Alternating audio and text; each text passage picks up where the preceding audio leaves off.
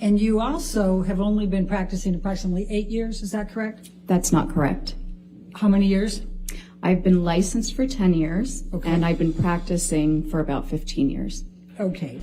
Now, you went to Mr. Depp's home for dinner and drinks before you were hired as an expert in this case, correct? That's not quite right. I was interviewed at Mr. Depp's home by his legal team. Dinner was served. And don't you think that's a little odd that you're getting interviewed by Mr. Depp to decide whether you're going to testify adversely against Amber Heard? And he was serving dinner and drinks. He was not serving dinner and drinks. Well, it was at his house at his behest, correct? Yes, it was at his house. Okay. And at that time, you not only knew Johnny Depp, you'd seen a number of his TV and movie roles, and you believed he was a good actor, correct? Not correct. I did not know Johnny Depp. I had seen several of his movies. You knew who he was? Yes. Right. And you believed he was a good actor, correct? Yes. Okay.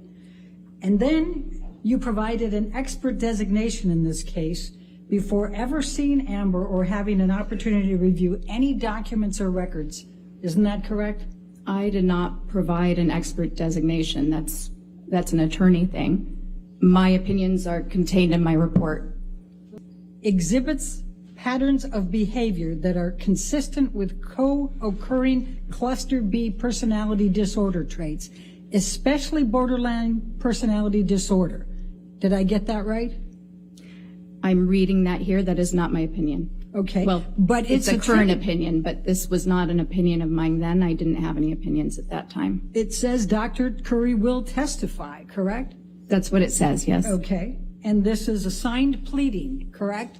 On behalf of Mr. Depp. I'm not sure I understand what that means. You don't understand what a signed pleading is? No. Okay. Do you understand that Mr. Depp's counsel prepared this and served it on Ms. Heard's counsel? I'm not an attorney. I don't understand necessarily all of these procedures. Okay. Now, would you agree that a disproportionate number of women are tagged with a diagnosis of borderline personality disorder? No, that's not quite right. 75%? The way you phrased it is not quite right. Tell me what's right. Okay, so there are more women who have been diagnosed with bipolar disorder than men. It's more prevalent in women. And trauma can cause borderline personality disorders, can't it? No. Never? Right now, we know that there are people who have borderline personality disorder who have sustained childhood trauma. There are also people who have borderline personality disorder who have had no childhood trauma.